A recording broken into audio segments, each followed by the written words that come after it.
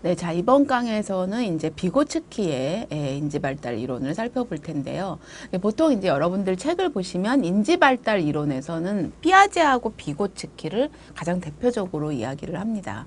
그래서 보통 이제 여러분이 그 처음 이렇게 발달 이론을 배우실 때 인지 발달에서는 반드시 피아제를 먼저 배우고 나서 이제 그에 비교된 개념처럼 이제 비고츠키를 접하게 되시는데요. 피아제하고 비고츠키의 가장 큰 차이점은 뭐냐 하면 비고츠키는 교사의 역할을 굉장히 중요시 여겼습니다. 왜냐하면 자, 우리가 비고츠키를 이야기할 때에 비고츠키는 이렇게 사진이 굉장히 젊은 모습으로 나와 있잖아요.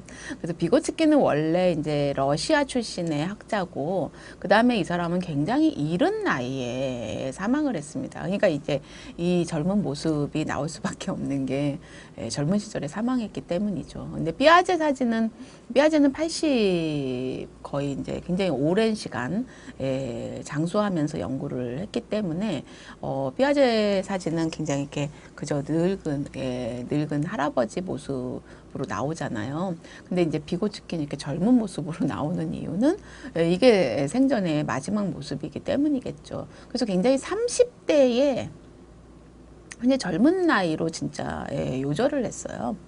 더군다나 이제 결핵으로 사망을 했던 사람입니다. 그래서 러시아 그러면 여러분들 이렇게 생각해 보시면 서구의 피아제하고 사상이 정말 다르다는 거 느껴지시나요?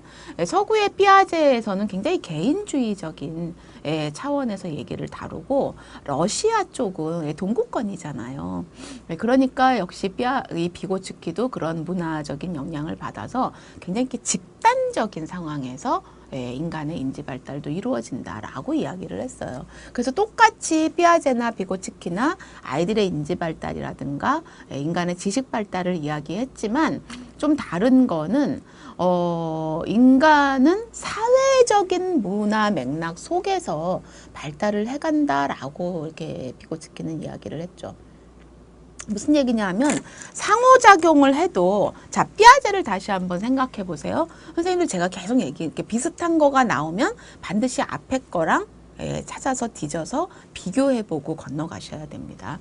그래야 여러분들도 역시 동화와 조절 과정을 통해서 평형을 이루고 가야 진짜 지식이 이렇게 발달이 되죠, 나중에. 근데 그러지 않고 그냥 쭉 가기만 하면은요, 나중에 다 헷갈려요.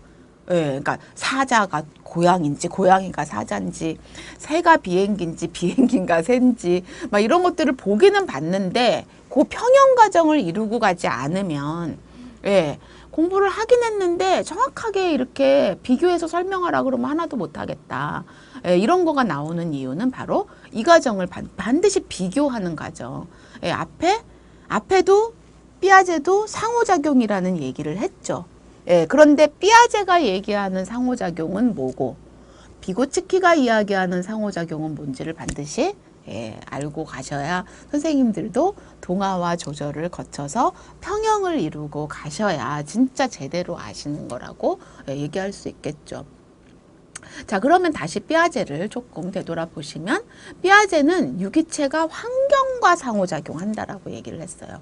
그거는 아이 스스로 환경에서 의문점을 찾고 뭐 이러는 거라고 볼 수 있는데, 비고츠키가 이야기한 상호작용은 뭐냐 하면 이 사람도 물론 유아가 문화와 환경과 상호작용을 한다라고 얘기를 했는데요.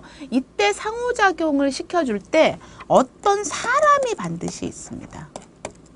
그거는 아동보다 훨씬 나은 인지 발달을 이룬 사람이 있어야 되는 거지, 그냥 환경만 주어진다고 상호작용이 되기보다는 환경 안에 반드시 어떤 성인 또는 그 아이보다는 앞서간 뭐 어떤 형이나 요런 또래에서 더 큰 또래가 있어야 된다라고 보는 거예요. 근데 이 사람은 거의 성인이고 이 성인은 거의 부모나 교사. 그래서 교사가 굉장히 중요하게 환경의 맥락에서 역할을 한다라고 봤습니다. 그러니까 똑같이 상호작용을 하지만 피아제는 그걸 아동